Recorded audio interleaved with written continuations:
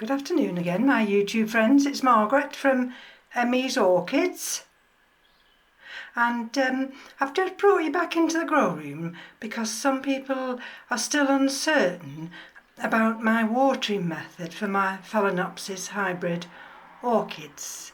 Now, I do have to stress that this is for my environment, and this is the original one that I converted over to this method. Would have been probably last October, so it went all through the winter months. I didn't touch any of my other phalaenopsis ones because I wanted first of all to see whether I could actually get this one through the winter months, and all I did was just lift her out of the old pot, and you can still see she's got some of the original medium on her roots. And if I pull her around here you can see that she's already got new roots developing, and there you are. And the roots that have already, bear with me a minute, just bear with me a minute while I find them, that have already grown into this vase, they're actually underneath there, and they are stuck to the bottom of this vase. You can see them quite clearly. They're nice and healthy, and they've got green growing tips.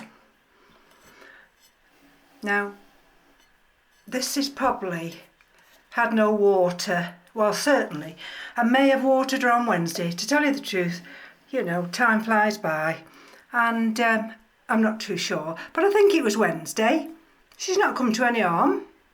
All her roots are grey.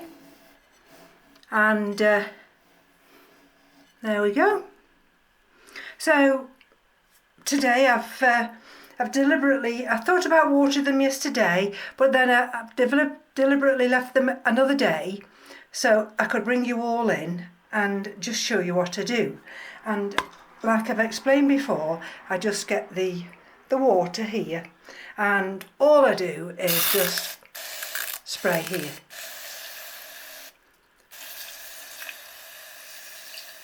There we go. I usually give you a couple of sprays, and then you'll see that the power of the sprayer by that stage, it's usually wanting to be pumped up again. You can just see that level now, and if I just spray a little bit more, you just see that the water is just, it will need pumping up again now. So that's the water level there now, and straight away, like I've explained before, that phalaenopsis now will take up that water. I don't usually water from here, this part of the vase, because I'd have to lift the leaf up, and it's easier for me to just water this part of the vase, and that's where those roots are underneath, and that's fine now, unless we have some searing hot weather, which we won't do because it's still March here in England. This will now do, and I'll check her again on Wednesday. So if I put this one down now and bring you another one up, here we are. And if I just bear with me a minute, this one here, as I call, this is one of the three sisters. Now let's have a look at that.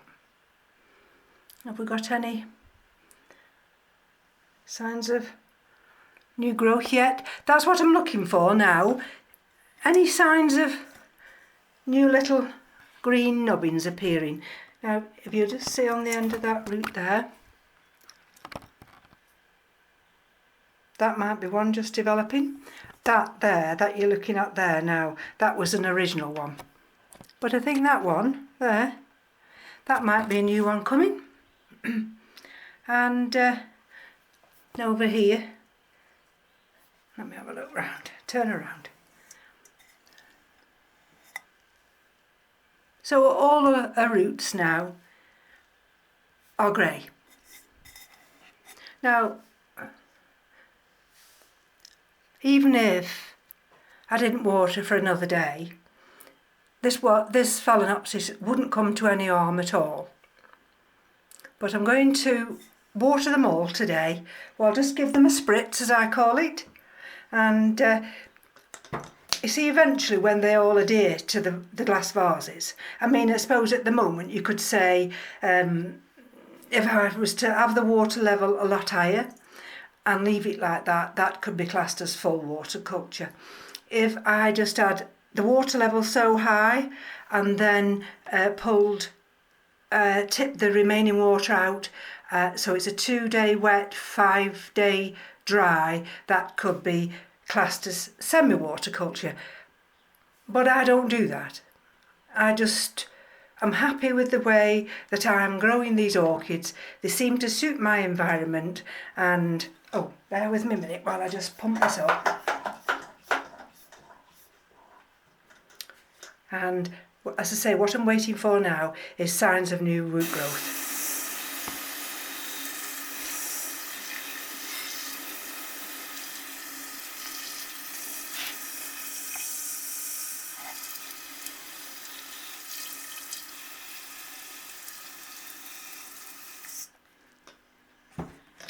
Right, let's have a look at her now. Let's turn around. Now whether you can see that level of water there, just a small level of water. Those roots are already starting to hydrate, and let's finish her just a little bit more, and that's it. You'll see now 1 or 2 of the roots have just managed to dip below the water level. The others are just lay on top of the gravel, and that one's going to be quite happy there now.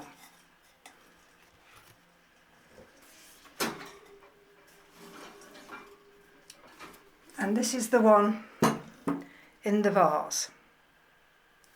Again,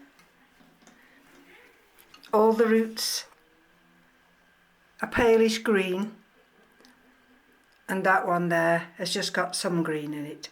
I don't think that decorative gravel and some lava rock there is actually, I don't think it's actually completely dry. So we might have new little green tips appearing there. Like I say, it takes them 1 or 2 weeks. I mean, the other one, it took 6 to 8 weeks. And because it was the winter.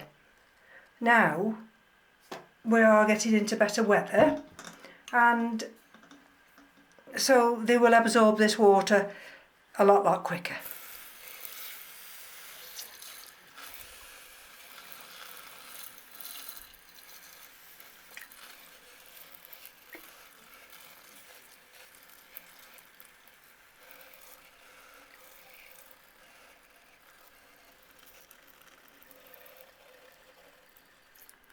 And you can see the water level there.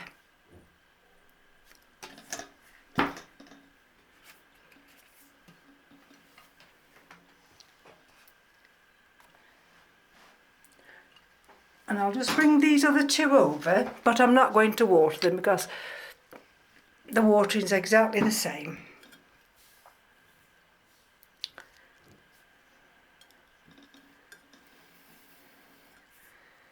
I think I might have got some splashes of water on the lens. Just bear with me. If I have, I do apologise.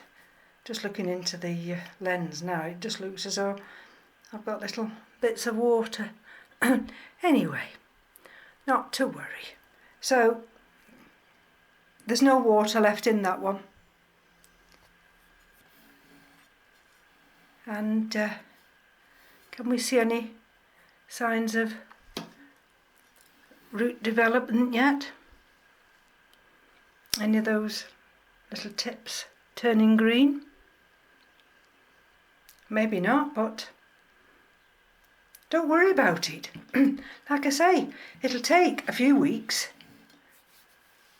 for them to accept their new environment, and as long as, there we go, as long as you hydrate them now and again, they won't come to any harm whatsoever. But what you must remember is, oh, I definitely got water, haven't I? Let me just see if I can.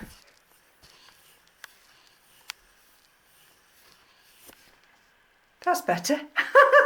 Sorry about that. Oh dear. But what you must not do is just follow what somebody else does, but it might not suit your environment. So, you know, just don't follow everybody. This is the way I like to grow some of my phalaenopsis orchids. I certainly don't grow the excuse me, the species orchids this way. Because they're, like I've explained, you know what I mean, that they're a lot more difficult. And I'm just standing up now because what I'm trying to just do, and I don't know whether it'll allow me to, I wanted to just go over and show you how that bud has started to develop on that dendrobium there. Can you see that split coming? And what happens with the growth on this one, each one of those will open up and it'll come down, and it happens very quickly with this type of a dendrobium, and they will form like a bunch of grapes. Unlike some of the other dendrobiums that take a long time to open, the Dendrobium thyricithorum doesn't take long at all, and if we have some sunshine this week, then by next weekend this could well open. So I'm trying to take you through the process, and of course it'll also be a record for me. And there's that other one, you can see the other one, and it's still pink, so I'm undecided yet whether I'm going to lose that one. And of course this is the Chantilly Orange Surprise, just sitting in the windowsill, and those other three still haven't opened yet. So if I take you to here now, where there's enough light, you see this is what I've done with some of my other no ID phalaenopsis ones yesterday, because in the natural environment, of course, phals would attach themselves. And this one, I've thought, oh, I've got some mounts. I'll just attach them to the mounts. And because I'm going to be retiring later this year, I shall have more time. There's another one up in the corner, see? And that's the only problem when you've got mounted orchids. They look extremely natural, and they soon adhere to that this is cork bark, and they will soon adhere to that piece of cork there, and they'll just romp away, and they do look nice and natural, and it's just sitting up here, the back of that shelf like that, and then the flowers can cascade down. That's a little dendrobium. But they are a lot more work, because as the days are lengthening and we're getting warmer weather, of course that means that you've got to water them more. So before I go to work every morning, I come into the grow room, I check all the mounts to see that they are hydrated enough. Show you the temperature in the grow room at the moment, 20 degrees centigrade, 60% Fahrenheit. I've got no humidifier on at the moment. And this little one here, like I said, that was a bit of a dead cane. And that one now has sent 2 new growths up. So, but this one, as like I've just explained, the mounts, I have to check them every day, and if I didn't check them every day, then they would soon deteriorate, because they do need hydrating a lot more than ones that are in medium. If we go down there, will it let me focus? Or not? Sometimes it does, sometimes it doesn't. Now that one, you can see the roots are white, and yet I've just felt that sphagnum moss on the other side, and it's debatable. I have actually watered the others today, so I will just give her a little spritz.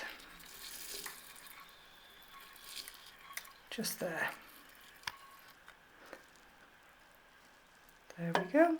No more than that, because of course she has the lid on, so that's my little terrarium. Anyway, this is why I've just brought you back today, just to this sprayer wants just pumping up now, but that's all I do. Just spray them. I will do this off camera now because she'll need more water than that, but look at that, she's already started to hydrate. But I don't overwater them.